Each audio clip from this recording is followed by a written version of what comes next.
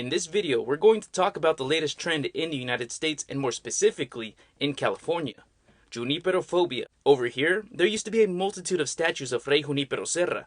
Ignorant activists have rushed to tear down these statues without even knowing who this friar was, because let's admit it, none of these protesters have ever opened a history book in their life. They tear down his statue because someone told them, perhaps on social media, that this humble friar was genocidal. You'll see why these activists are distracted puppets who obey orders from elite agendas by carrying out their dirty work, executing a cultural revolution where a new regiment imposes its version of history, thanks to these submissive pawns for the agenda. Surely there must be a good reason for Junipero Serra to be treated so badly. Did he do something wrong? Let's review what historians know. Fray Junipero Serra was born in 1713 on the island of Mallorca in the town of Petra. From here, he began to cover one of the longest distances ever seen. He marched off to the port of Cadiz, embarked to Veracruz, and from there he walked all the way to Mexico City, turning down means of transportation. During this walk, an insect bite produced an injury that would develop into a limp, lasting him the rest of his life. But even then, he didn't give up. Once arrived in the capital, he went over to a place nearby called Sierra Gorda. It was here he learned the Pame language, in order to evangelize the indigenous people who spoke it. For years, from Mexico City, he would carry out different missions to cities that were dozens or hundreds of kilometers around, like Oaxaca or Puebla. He always traveled walking even with his limp. At this point in time, he was mostly teaching, and he held a position in the Inquisition.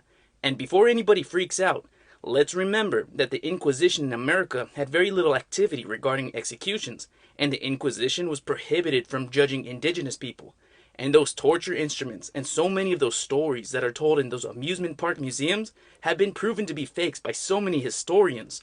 In 1767, the Jesuits are expelled by the whole Spanish Empire, just like many other European kingdoms had done, like France, for example. With this expulsion, California was left without missionaries. Therefore, Fray Junípero was placed in charge of the missions, filling the void that used to be occupied by the Jesuits. Again, Serra left until arriving at the port of San Blas, and from there all the way to Baja California. Afterward, he would travel to Alta California, currently the state of California in the United States. Back then, it was a territory that still hadn't been explored by the Spanish. In the Capitol building, there's a statue of him, given he's considered a founding father. It was Fray Junipero Serra who established the first mission in the city of San Diego, that would later become a town, the origins of the huge city that exists today. Also, Junípero founded missions that gave origin to very important cities like Los Angeles, San Francisco, Santa Barbara, and Monterrey. With some success, the Spanish sought to integrate all the territories that they explored into the Spanish Empire and convert all the inhabitants into settlers, Christians, and vassals of the king, just like all the Spanish were. The expansion through North America, in fact, was the least violent. Let's remember that King Philip II had already prohibited violent conquests, and that this was a declaration of intent for what they were trying to obtain. That way, the friars evangelized with least intervention possible from the soldiers. However, this left the friars defenseless on many occasions. Tribes that were more violent and battle-hardened like the Comanches or the Apaches would kill them. It's not by chance that lethal Apache helicopters of the United States Army have been given this name. The Spanish missions, along with evangelizing, taught the indigenous to read and write, along with various trades and occupations, like the construction of adobe houses, aqueducts, irrigation canals, animal husbandry, and methods of European craftsmanship.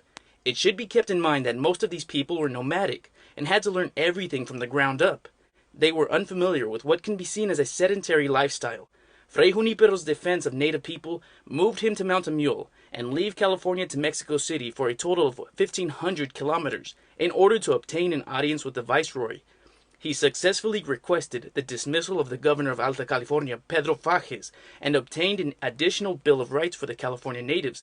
This legislation followed a long tradition of native rights granted by the Spanish crown. For example, the right to not exceed an 8-hour workday, the right to native languages, the right against indiscriminate slavery, the right to their belongings, rights against kidnapping and coercion, and hundreds more that can be found in the declarations by Queen Isabel the Catholic, the laws of Burgos, King Charles I of Spain, La Junta de Valladolid, the new laws of the Indies, Ordinances of King Philip II, La Recopilación de las Leyes de los Reinos Indios, reiterated again and again throughout the 16th, 17th, 18th, and 19th century. Later, Junipero Serra returned to Alta California, specifically Monterrey, where he died from his illness and where his tomb lays. And this is basically the summary of the super vilified Fray Junipero Serra, who was Hitler before Hitler.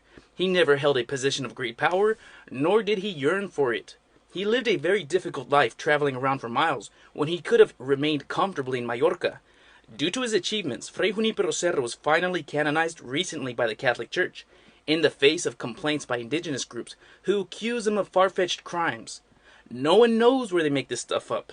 Often, the missionaries are accused of forcing conversions and treating the indigenous as inferior, intelligent people. Both accusations are not true. The handbook Itinerario para Párrocos de Indios, which occupied a place second only to the Bible for the friars, stated that enforced baptisms shall be considered null and void. If the Spanish had thought they were just mindless savages, then they would not have even bothered teaching the Catholic religion and the Spanish language. But natives were forced to work. Well, everyone worked in Spanish society. Even Spaniards in the peninsula worked. It was a generative empire regardless of your race. In fact, there existed ordinances in the Americas requiring Spaniards who were able-bodied vagrants to work in mines. The mission natives of California were building communities, where the average workday was between 5 and 7 hours with many holidays and all Sundays off, a standard calendar throughout the Spanish society. Besides, poor and with his limp, Junípero would have been an easy target if any native felt him as an oppressor. Unfortunately, a common aspect in the missions was that it created living together tighter than the indigenous nomadic way of life. They left this nomadic way to settle in the missions, which would allow diseases to expand quicker due to the ignorance of the time. These unintentional deaths have created a myth about Fray Junipero Serra, labeling him as a conquistador and another Hitler. Despite the disease toll, these settler societies remained attractive to many nomadic natives, given the notable production of resources. This increased population of Christianized indigenous people would later be eliminated by U.S. Protestant citizens during the gold rush. The incorporation of indigenous people was facilitated by the missions, where the friars took on a parental role for mission natives, neophytes. Also, these missions have been criticized because the friars would issue truancy searches by soldiers, and bad behavior of neophytes was corrected with corporal punishment. But let's remember that not up until very long ago, corporal punishment was inherent in any educative system for every country. For better or for worse, truancy laws still exist until this modern day to hold people accountable for various obligations within our own society. These comparisons shed light when reviewing misconduct carried out by some Presidio soldiers, who oversaw the defense of the missions. It would be absurd to deny individual cases of abuse. But was abuse an acceptable norm for every California native's experience homogeneously? Absolutely not. Just like the existence of scandals today don't necessarily equate an acceptable norm, especially given their illicitness. On the other side, within the walls of the missions, many indigenous people were protected from attacks that were carried out by other indigenous tribes. Let's not forget that Rousseau's Eurocentric theory of the noble savage is false, and there never existed a harmonious world among the natives. Tribes would war constantly amongst each other, causing a multitude of deaths, even in California. Additionally, by 1778, the first Native American mayors and councilors were freely elected by their mission peers to serve their local interests. What other European society offered such political liberties at this time? The hypocrisy has come to this, that Stanford University has removed Junípero Serra's name as to not offend indigenous people? But how? Since Leland Stanford, founder of this university, in fact cooperated in the indigenous genocide during his political career in California. It would be like if Hitler University took down the statues of the Catholic monarchs as to not offend Jewish people.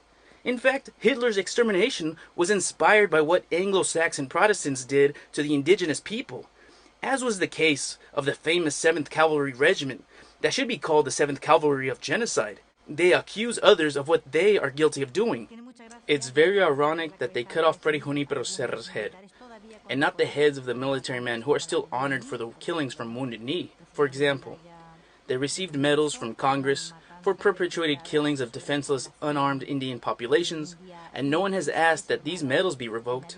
However, they have cut off Junípero's head, and he never killed anyone in his entire life.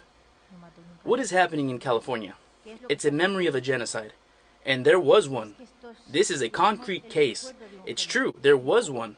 The indigenous population in California disappeared in less than 50 years in the 19th century. Why did the indigenous population in California really disappear?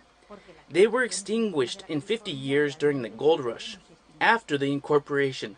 I repeat, after California's incorporation to the United States. Those who partook in this extermination were those like Fremont. He has streets, he has plazas, he even has a city named after him. And I'm sure no one is going to ask that his name gets removed from the street, from the plaza, from the institutions, or from the city. Directly responsible of something that didn't happen that long ago. They tear down statues of people who contributed great things, like the Spanish author Miguel Cervantes, who was a survivor of slavery. The indigenous used to call Junípero el Padre Viejo, the old father. And when he was on his deathbed in transit afterward, the indigenous began to take little pieces of his clothes. They wanted to cut a little bit of his hair, and they had to separate them from his body, because they wept so much. They celebrated a great funeral, great masses, and the indigenous people cried for him a lot. He is buried there. Many universities, institutions, and professors in California have caved into these distortions thanks to the Spanish Black legend. Ignorantly or with bad faith, Spanish and Catholic history has been demonized by people of academic prestige in the United States. It's not an accident. Our teachers' education is product of a culture war between Hispano-Catholics and Anglo-Protestants that dates to the Reformation, where the printing press was utilized to broadcast hateful and false propaganda. If you can't beat them, smear them. Therefore, it's easy to conflate Anglo-Protestant intolerance toward Native Americans with Spanish empirical steps of acculturation. We can see these European societies were widely different in their treatment of Native Americans through the miscegenation of offspring, culture, and legal protective measures by the Spanish crown itself. The segregation, expulsion, and extermination by the United States California government, its soldiers, and its vigilantes are historical evidence that native life regressed when California was incorporated into the United States. Although not perfect, neither the Spanish missions nor Junipero Serra are responsible of any genocide. Fake news encouraged by elites from academic institutions, carried out by misinformed radical victimists. That a war of extermination will continue to be waged between the races until the Indian race becomes extinct must be expected. Peter Burnett, January 6, 1851, first governor of California, United States of America. Within the last 4 months, more Indians have been killed by our people than during the century of Spanish and Mexican domination. For an evil of this magnitude, someone is responsible. Mexico protected the Indian. Shall the Indians be exterminated, or shall they be protected? We are unwilling to attempt to dignify by the term war as slaughter of beings who at least possess human form, and who make no resistance. O'Farrell Dickinson, Maxon, and Phelps, the Majority Report of the Joint Special Committee, 1860. Do not permit nor cause that the Indian neighbors and inhabitants in said lands and in the mainland that has been obtained or to be obtained receive any injury to their person and to their assets. Instead, I command that they be well and justly treated. Testament of Queen Isabella Católica in 1504. They have taken possession of my heart. Saint Junipero Serra, 1768. If the Indians were to kill me, they should be forgiven. Saint Junipero Serra, December 15th, 1775.